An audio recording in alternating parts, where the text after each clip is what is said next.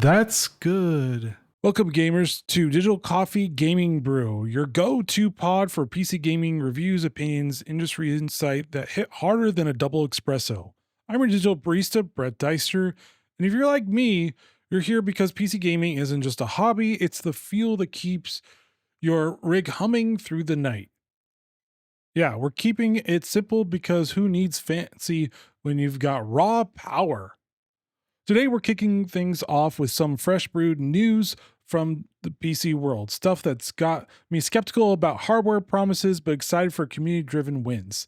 Then we will dive into our main topic why traditional masculine stories and games, those epic tales of lone wolves conquering vast worlds, paired with dev teams that actually listen to players instead of spreadsheets, is the winning formula that's been MIA for far too many Western studios.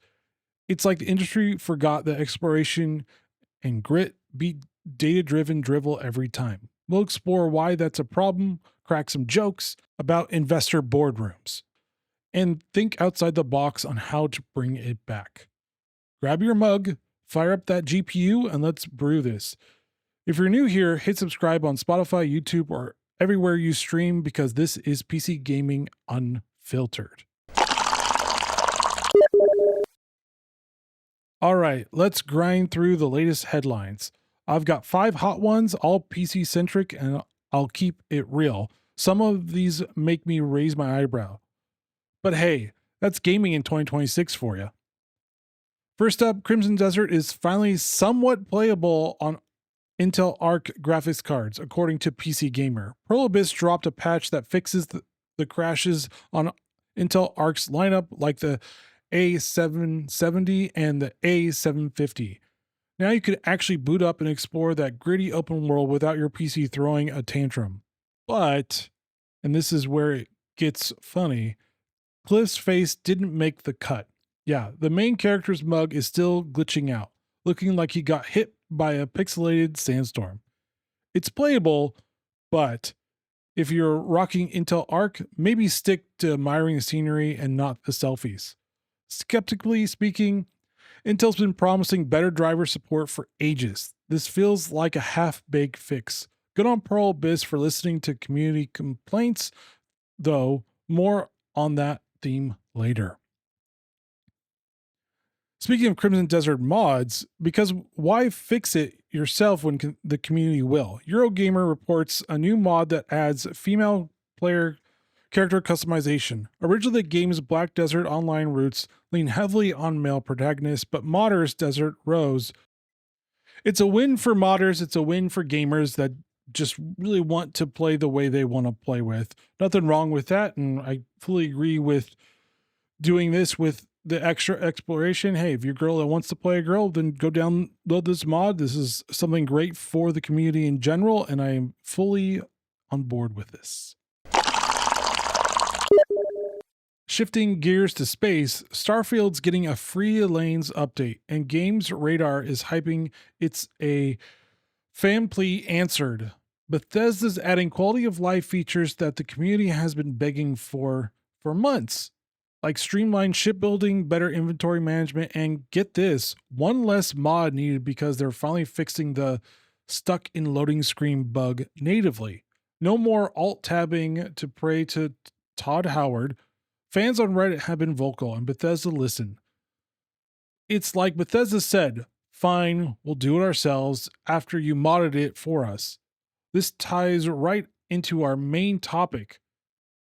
Devs fixing games based on what players want, not what some algorithms predict will sell DLC. But here's the other issue here, is that it just doesn't do enough. This isn't a 2.0. This is like a 1.5 because, yeah, free lanes is great because you can go around from planet to planet within the system you're in, but you still can't go like No Man's Sky and go to different galaxies within the game. You still have loading screens. You can't go to the planet without having a loading screen. Like, it's a fine update, but it needs to be way more. Hardware heads perk up AMD just slapped a USDA price tag of $899 on the Ryzen 9 9550X3D 2.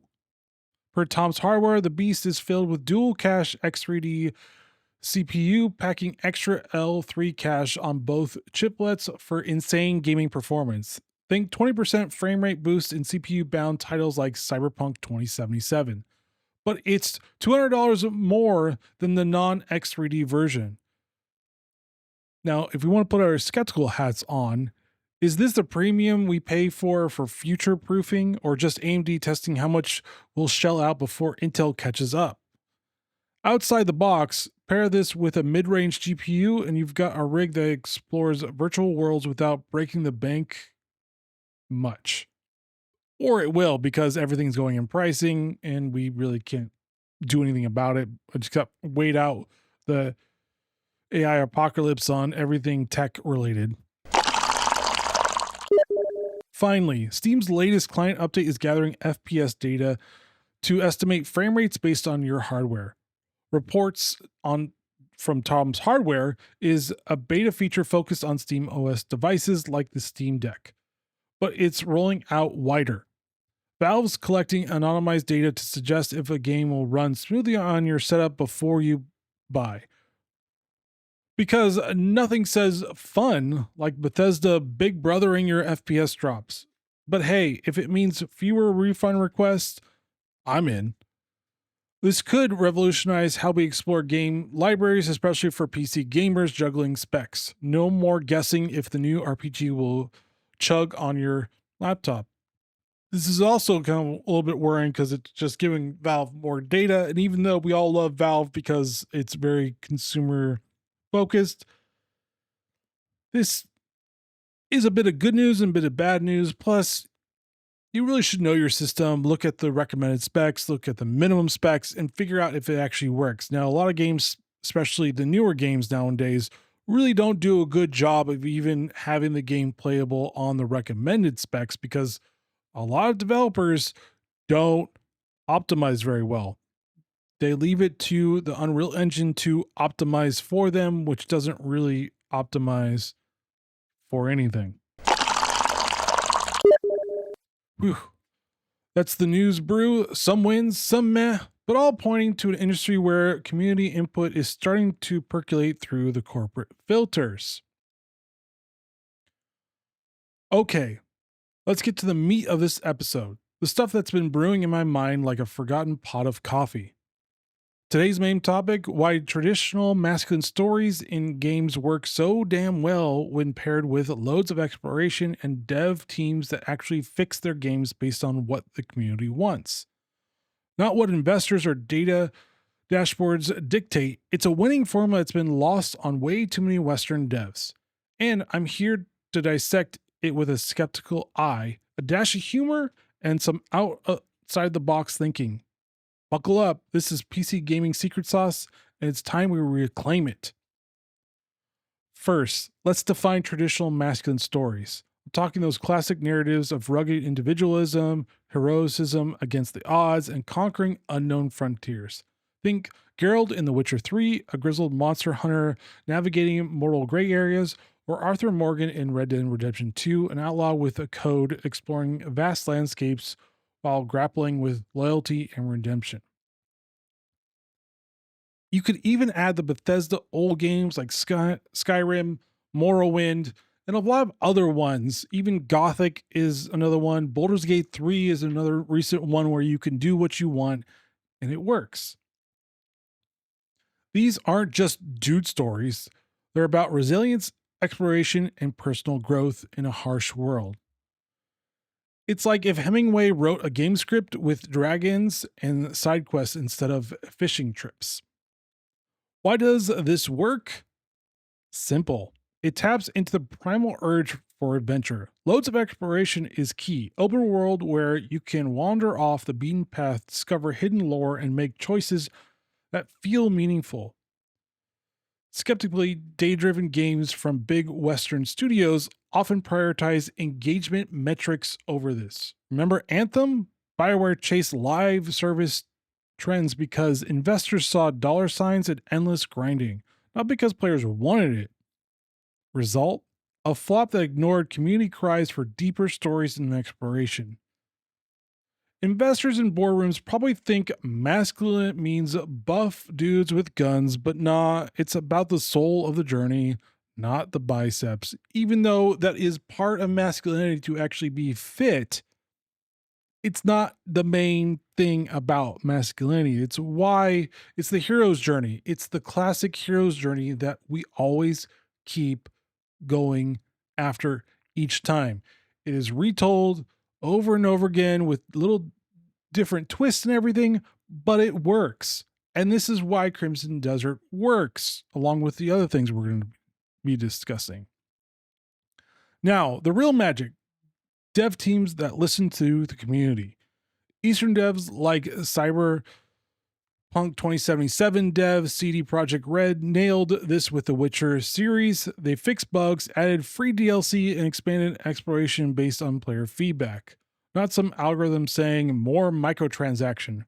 Pro Abyss with Crimson Desert, they're patching Intel Arc support and letting mods flourish because the community demanded playability. Contrast with the Western devs miss, and that's Starfield launched with clunky mechanics, but Bethesda recent update shows they're starting to pivot towards fan request. What if Western devs adopted this? Imagine Elder Scrolls 6 with infinite exploration mods baked in from day one, shaped by beta testers' input instead of shareholder calls. But here's where it gets outside the box. This formula isn't lost because of bad storytelling. It's buried under investor pressures and data obsession. Western studios like EA or Ubisoft chase safe bets, live service with battle passes because metrics say they retain players longer. But retention isn't engagement, it's addiction. Community-driven fixes create loyalty. Take No Man's Sky. Hello Games turned a disastrous launch into a masterpiece by listening to players. More exploration, base building, some multiplayer, not a lot. But they keep updating it too, because recently they just did another update, and it's all for free. And mind you, this game got terrible reviews when it launched. And now you can basically breed life forms to go fight in an arena, which is the newest update, which is amazing because it was all about space exploration. And it's turned out to be this like ecosystem within the game. But back to my point that masculine grit in action, a dev team exploring uncharted fixes, not following a profit map. Why do Western devs ignore this? Maybe it's cultural. Eastern studios like From Software, who made Elden Ring, embrace punishing exploration and lore because their audience demands it. Without much investor meddling, Elden Ring's world is a masculine masterpiece. You, a tarnished warrior exploring a shattered realm, forging your path, no handholding, just community shared tips on bosses. Western games?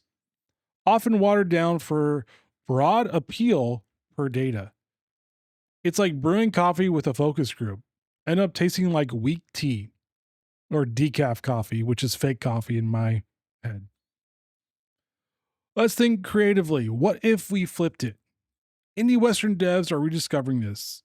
Valheim with its Viking survival and community updates, or Hades blending masculine myth with roguelike exploration. The formula wins because it respects players as explorers, not data points. Devs, fix your games for us, not the suits. If Crimson Desert's mods teach us anything, it's that players will build what you won't. The winning formula, masculine stories of grit, conquest, endless exploration, and community-first fixes, has been lost on Western devs chasing investors' gold, but it's not gone. It's just waiting for a revival. Let's demand it in our reviews, forums, and wallets. And that's that freshly brewed episode done. Your coffee is empty. I know. I wish it was longer too, but what do you think? Am I onto something with this lost formula, or am I just caffeinated and cranky? Which could happen too, because I love coffee so much. Drop your thoughts in the comments on YouTube or Spotify, or hit me up on social. Next episode will be doing what we do is be looking at what's going on in the PC gaming world and finding what stories and what topics matter to you. But remember, feel your game. I'm your digital barista, Brett Deister, and stay brewing.